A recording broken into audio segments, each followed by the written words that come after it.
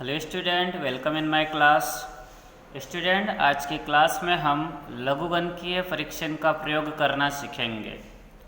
हम यह सीखेंगे कि दी गई श्रेणी के अभिसरण की जांच के लिए लघुगणकीय परीक्षण का प्रयोग कैसे करते हैं। इसके लिए हमने यहाँ एक प्रश्न लिखा है और इस प्रश्न में हमें दी गई श्रेणी के अभिसरण का परीक्षण करना है। मतलब यह पता लगाना है कि दी गई यह श्रेणी अभिसारी है कि अपसारी है। तो चलिए स्टार्ट करते हैं। सबसे पहले हम इस दी गई श्रेणी को समेशन यूएन के इक्वल लिख देते हैं। यहाँ लिखेंगे माना summation u n equals to x plus 2 square x square upon factorial 2 plus 3 cube x cube upon factorial 3 plus 4 to the power 4 x to the power 4 upon factorial 4 plus 5 to the power 5 x to the power 5 upon factorial 5। इस प्रकार इस श्रेणी में और भी अनंत पद होंगे। इस श्रेणी को थोड़ा अरेंज करके लिख रहे हैं हम। श्रेणी के पहले पद x को हम कुछ इस प्रकार लिखेंगे 1 की पावर 1, फिर x की भी घात 1 लिख देते हैं। x की घात 1 मतलब x ही होगा और अपॉन में फैक्टोरियल 1 लिख देते हैं। ये टोटल पद का कैलकुलेशन x ही आएगा। मतलब हमने x को इस प्रकार से लिखा है।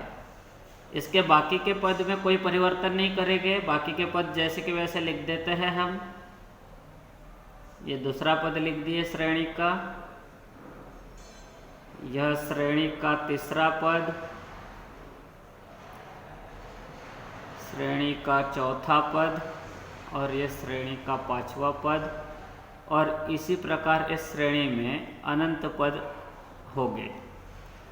तो अनंत पदों की इस श्रेणी के अभिसरण का हमें परीक्षण करना है। सबसे पहले हम इस श्रेणी के nवें पद un का मान यहाँ लिख देते हैं। यहाँ लिखते हैं श्रेणी का nवां पद un इक्वल्स टू। अच्छा, श्रेणी के nवें पद का पता श्रेणी के अवलोकन से ही होगा।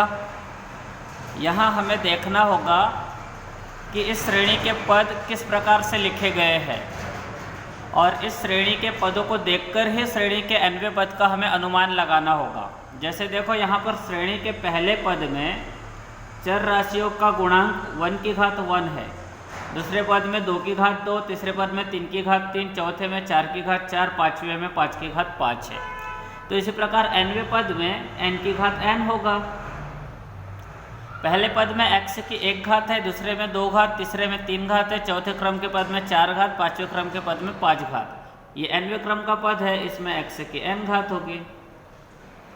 पहले पद के हर में फैक्टोरियल 1 है, दूसरे के हर में फैक्टोरियल 2 है, तीसरे के हर में फैक्टोरियल 3, फिर चौथे के हर में फैक्टोरियल 4, पांचवें के हर में फैक्टोरियल 5। तो इसी क्रम में जब आगे बढ़ेंगे तो nवें के हर में फैक्टोरियल n प्राप्त होगा। तो इस प्रकार nवें पद un का मान हमें इस रूप में प्राप्त होगा। अब हम श्रेणी का n+1 वा पद un+1 भी प्राप्त कर लेंगे। इसके लिए हम un के मान में n के जगह n+1 रखेंगे, जिससे हमें un+1 का मान प्राप्त होगा n+1 की घात n+1 x की घात n+1 अपॉन n+1 फैक्टोरियल। यहाँ हमने un के मान में n के जगह n+1 रख दिया, जिससे हमें un+1 का मान प्राप्त हो गया। अच्छा देखो छात्रगण, यहाँ पर ध्यान रखना है कि यदि un के मान में n घात के रूप में आया हो, जैसे यहाँ पर n घात में है, यहाँ पर भी n घात में है, तो un के मान में जब n घात के रूप में आया हो तब हमें परीक्षण की शुरुआत डी-एलम्बर्ट के अनुपात परीक्षण से करना है। यहाँ un में n घात के रूप में आया है, इसलिए सबसे पहले हम डी-एलम्बर्ट का अनुपात परीक्षण लगाएंगे। जब डी-एलम्बर्ट का अनुपात परीक्षण असफल हो जाए और un/un+1 की सीमा e के पदों में प्राप्त हो, तब हम लघुगणकीय अनुपात परीक्षण का प्रयोग करके दी गई श्रेणी के अभिसरण की जांच करेंगे। तो चलिए स्टार्ट करते हैं। सबसे पहले हम यहाँ डी-एलम्बर्ट का अनुपात परीक्षण लगाएंगे और उसके लिए हम un अपॉन un प्लस 1 का मान प्राप्त करेंगे। un की जगह पे un का मान लिख रहे हैं n की power n x to the power n upon factorial n, और सबके अपॉन में un प्लस 1 का मान लिखते हैं। यहाँ un प्लस 1 का मान है n प्लस 1 की घात n प्लस 1 x की घात n plus 1 upon n plus 1 factorial. इसे आगे बढ़ाएंगे, ये अंश के पदों को जैसे का वैसा, ये जो हर है, हर में ये जो भिन्न लिखा है, इस भिन्न को हम ऊपर लिखते हैं, मतलब इसका रेसिप्रोकल लिखना होगा ऊपर। यहाँ n प्लस 1 फैक्टोरियल लिखेंगे और अपॉन में लिखेंगे n प्लस 1 की घात n प्लस 1 और इंटू में x की घात n प्लस 1। अब इस स्टेप को आगे बढ़ाते हैं। ये n प्लस 1 फैक्टोरियल में से, ये फैक्टोरियल n प्लस 1 में से हमने n प्लस 1 बाहर ले लिए, तो यहाँ फैक्टोरियल के अंदर सिर्फ n बचेगा और अपॉन में ये फैक्टोरियल n लिख दिए। इस फैक्टोरियल n प्लस 1 में से n प्लस 1 को फैक्टोरियल से बाहर ले लिए, तो फैक्टोरियल के अंदर यहाँ n बचेगा और ये फैक्टोरियल n लिख दिए अपॉन में। उसके बाद यहाँ ये n की घात n लिख देते हैं हम, और ये n प्लस 1 की घात n प्लस 1 भी लिख दिए। हर में जो लिखा है n प्लस 1 की घात n प्लस 1, इसे भी लिख दिए। अब x की घात को कैलकुलेट करते हैं। अंश में x की घात n है, हर में x की घात n प्लस 1 है। अंश की x की घात n से हर की x की घात n कैंसिल हो जाएगी, फिर हर में x की एक घात बचेगी और अंश में 1 बचेगा, मतलब यहाँ पर 1 अपॉन x बचेगा। इसको लिख देते हैं। ये फैक्टोरियल n से फैक्टोरियल n कैंसिल हो जाएगा, अंश के फैक्टोरियल n से हर का यह फैक्टोरियल n कैंसिल हो जाएगा। साथ ही n प्लस 1 की एक घात n प्लस 1 की एक घात से कैंसिल होगी, फिर हर में सिर्फ n प्लस 1 की n घात बची रहेगी और अंश में n की n घात बचेगी। तो इस प्रकार हमें un अपॉन un प्लस 1 का जो मान प्राप्त होगा वह इस प्रकार होगा, n की घात n अपॉन हर में n प्लस 1 की घात n, और यहाँ ये 1 अपॉन x बचेगा। इसे आगे बढ़ाते हैं। ये un upon un plus 1 equals to ये n की घात n, और हर में इस ब्रैकेट से हम n कॉमन ले लेते हैं, तो इस ब्रैकेट के अंदर 1 प्लस 1 अपॉन n बचेगा और ये पूरे की घात n होगी और इंटू में 1 अपॉन x। ये n की घात n जैसे का वैसा लिख दिए। ये जो हर में ये जो घात n है, ये घात n इस n की भी घात है और इस ब्रैकेट की भी घात n है, तो ये n की घात n को अलग लिख दिए और इस ब्रैकेट की घात n को अलग लिख देते हैं। साथ में ये 1 अपॉन x। यहाँ पर n की घात n से n की घात n कैंसिल हो जाएगा, तो यहाँ बचेगा 1 upon 1 plus 1 upon n whole to the power n, into में रहेगा 1 अपॉन x। ये un अपॉन un प्लस 1 का मान है। अब हम दोनों पक्षों की लिमिट ले लेते हैं। यहाँ लिखेंगे limit n tends to infinite un upon un plus 1 equals to 1 upon limit n tends to infinite 1 plus 1 upon n whole to the power n into 1 upon x।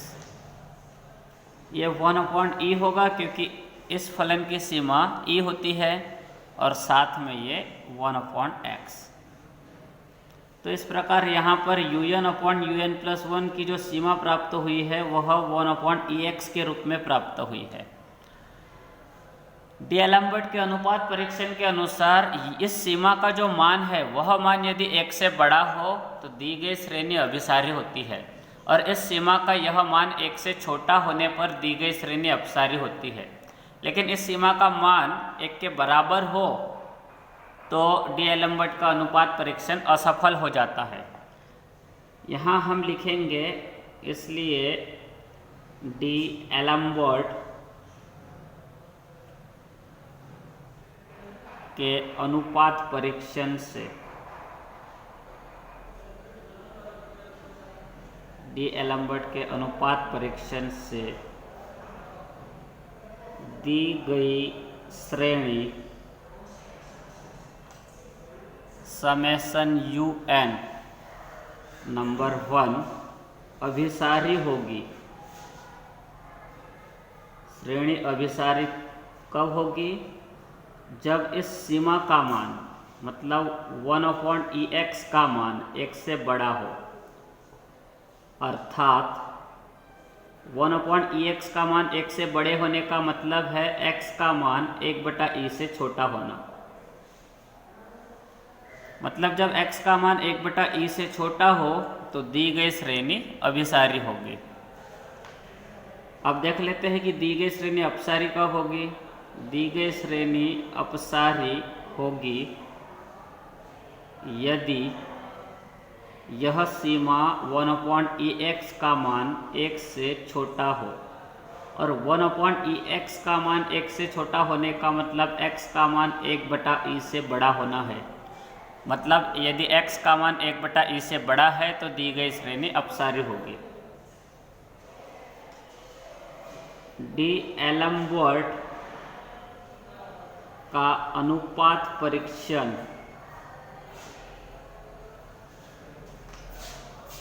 असफल हो जाता है। डी एलम्बर्ट का अनुपात परीक्षण असफल हो जाता है यदि इस सीमा का मान मतलब 1/EX का मान 1 के बराबर हो, और 1/EX का 1 के बराबर होने का मतलब x का 1/E के बराबर होना। तो हम देख रहे हैं कि जब x 1/E के बराबर हो तब डी एलम्बर्ट का अनुपात परीक्षण असफल हो जाता है। डी एलम्बर्ट का अनुपात परीक्षण असफल हो जाता है और साथ में यहाँ UN/UN+1 की जो सीमा है वह e के पदों में प्राप्त हुई है। तो जब डी एलम्बर्ट का अनुपात परीक्षण असफल हो जाए और UN/UN+1 की सीमा e के पदों में प्राप्त हो, तब हमें दी गई श्रेणी के अभिसरण की जांच करने के लिए लघुगणकीय परीक्षण लगाना होता है। तो अब हम लघुगणकीय परीक्षण का प्रयोग करके यह पता लगाएंगे कि x = 1/E के लिए दी गई श्रेणी अभिसारी है कि अपसारी है।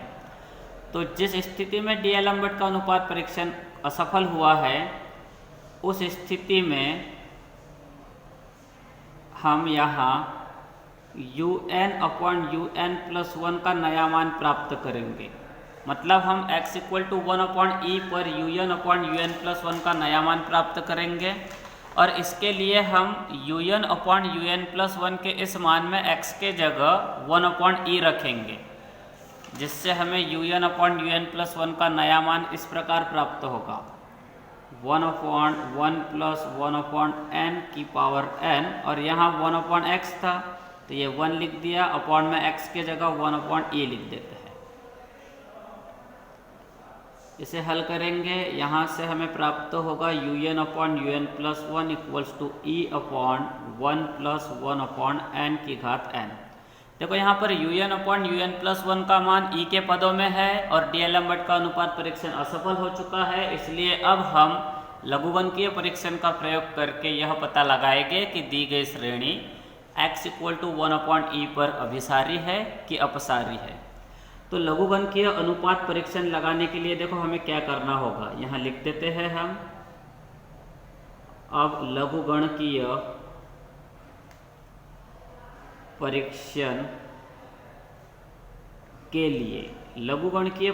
के लिए हमें इस क्वांटिटी का मान निकालना होगा, ये पूरे कंटेंट का मान निकालना होगा और बाद में इसकी लिमिट निकालना होगा। अगर इसकी लिमिट 1 से बड़ी हो तो दी गई श्रेणी अभिसारी होगी, इसकी लिमिट 1 से छोटी होने पर दी गई श्रेणी अपसारी होगी। लेकिन यदि इस कंटेंट की लिमिट 1 के बराबर हो तो यहाँ लघुगणकीय परीक्षण भी असफल हो जाएगा। जब लघुगणकीय परीक्षण असफल होता है तब उच्चतर लघुगणकीय परीक्षण का प्रयोग करते हैं। तो देखते हैं इसमें होता क्या है। सबसे पहले हम n log of UN/UN+1 का मान निकाल लेंगे, बाद में इसकी लिमिट निकाल लेंगे। ये n जैसे का वैसा रखते हैं, साथ में ये log लिख दिए, UN/UN+1 का मान लिख देते हैं, इसका मान ये है। तो इसको लिख देते हैं हम un/un+1 के स्थान पे। ये n जैसे का वैसा लिखेंगे। फिर यहाँ पर log m/n वाला फॉर्मूला अप्लाई करेंगे। log अंश अपॉन हर इक्वल्स टू होता है log अंश माइनस log हर।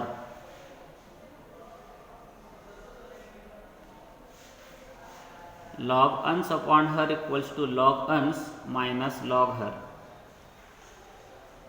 अब इसे आगे बढ़ाते हैं। ये n जैसे का वैसा लिखते हैं। log e का मान 1 होता है, इसलिए हम log e के जगह 1 लिख रहे हैं। और log m⁴n वाले फॉर्मूला से इसको हम n log m लिख सकते हैं, मतलब ये n log 1+1/n होगा।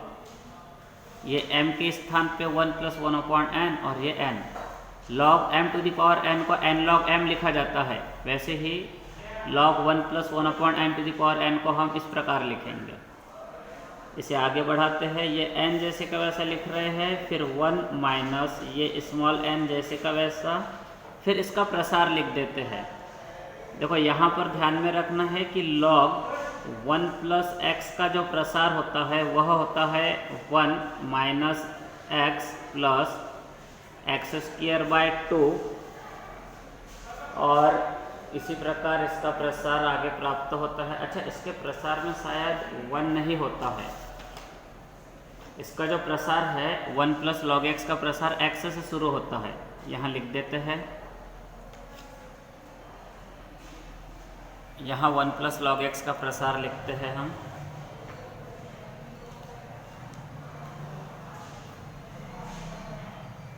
log 1+x का प्रसार, log 1+x का प्रसार होता है x minus x² plus x³ minus x⁴/4 up to infinite terms.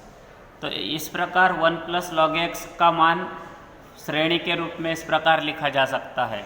यह 1+ log x का प्रसार होता है। इसी प्रसार से हम यहाँ 1+1/n का प्रसार लिखेंगे। इन दोनों में फ़र्क ये है कि यहाँ इस प्रसार में x है और अपने इस क्वेश्चन में x के जगह 1/n है। तो 1+ log 1+x के प्रसार में जहाँ जहाँ x आया है वहाँ log 1+1/n के प्रसार में 1/n आएगा। तो इस प्रकार इसका प्रसार देखो क्या होगा। इसके प्रसार का पहला पद x है, तो यहाँ x के जगह अपने पास 1/n है, इसलिए इसके प्रसार का पहला पद 1/n होगा। फिर माइनस x² लिखना है। x² मतलब n का स्क्वायर और अपॉन में 2। 1/n का स्क्वायर लिख दिए, अपॉन में 2 लिख दिए। फिर x³ लिखना है, ये हो गया x³ और ये अपॉन में 3 लिख दिए। फिर ये x⁴ अपॉन में ये 4 लिख दिए। x के जगह 1/n है, इसलिए हम 1/n⁴ लिखेंगे अपॉन में 4। इस प्रकार log 1+1/n का जो प्रसार होगा उस प्रसार में अनंत पद शामिल होंगे। अब इस स्टेप को हम आगे बढ़ाते हैं। ये n जैसे का वैसा, फिर ये ब्रैकेट क्लोज करने के बाद यहाँ इस माइनस n का अंदर मल्टीप्लाई कर रहे हैं इस ब्रैकेट के अंदर। तो -n का जब इस पहले पद के साथ गुणा करेंगे तो -1 मिलेगा। दूसरे पद के साथ गुणा करने पर 1/2n, तीसरे पद के साथ गुणा करने पर -1/3n², चौथे पद में गुणा करने के बाद +1/4n³ प्राप्त होगा। इस -n का अंदर सभी पदों के साथ गुणा कर रहे हैं हम, और इसी प्रकार इसमें अनंत पद रहेंगे। ये +1 से -1 कैंसिल हो जाएगा, तो यहाँ पर श्रेणी के बचे हुए पद इस प्रकार हो गए। पहला पद फिर ये बचेगा, फिर दूसरा पद 1/3n², तीसरा पद 1/4n³, और इसी क्रम में इसके आगे के पद प्राप्त हो गए।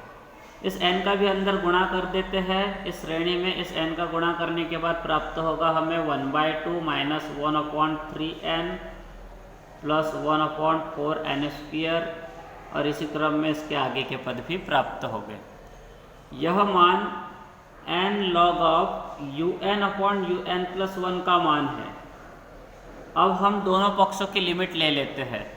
तो दोनों पक्षों की लिमिट लेने के बाद हमें प्राप्त होगा कुछ इस प्रकार से प्राप्त होगा हमें limit n tends to infinite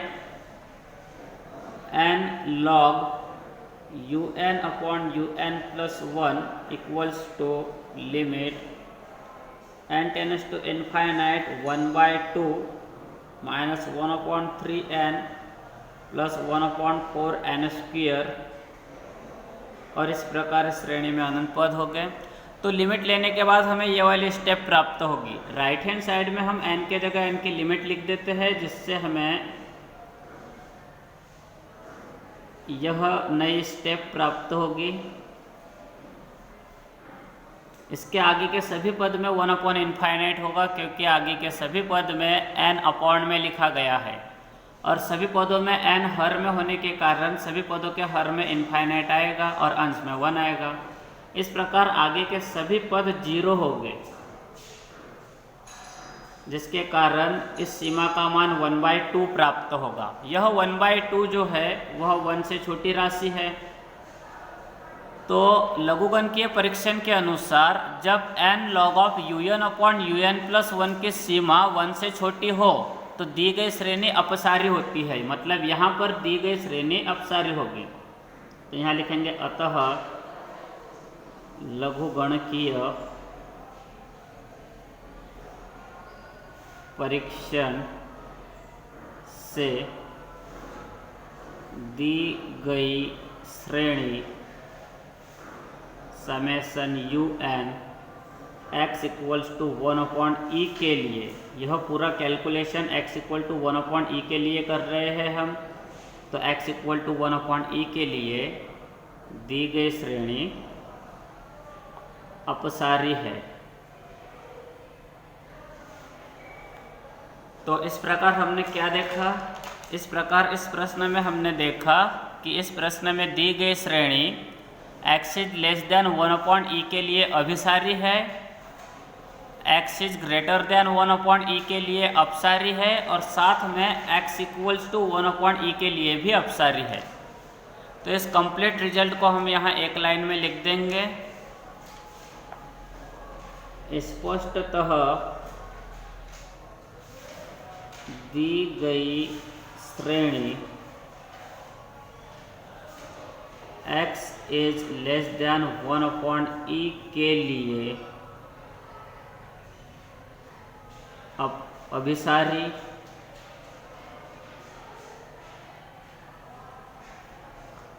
तथा x इज ग्रेटर देन और इक्वल्स टू 1/e के लिए अपसारी है। देखो, हमें जो पहले रिजल्ट मिले थे उस रिजल्ट के अनुसार श्रेणी x is less than 1/e के लिए अभिसारी है। तो उसे लिख दिया हमने यहाँ एक लाइन में कि श्रेणी x is less than 1/e के लिए x is less than 1/e के लिए अभिसारी है। फिर हमने देखा कि श्रेणी x is greater than 1/e के लिए अपसारी है, साथ में x इक्वल टू 1/e के लिए भी अपसारी है। तो इस रिजल्ट को भी हमने यहाँ लिख दिया कि श्रेणी x इज ग्रेटर देन और इक्वल टू 1/e के लिए अपसारी है। और इस प्रकार यह प्रश्न अपना कंप्लीट हो गया। इसके बाद हम नेक्स्ट क्लास में देखेंगे। आज के लिए इतना ही।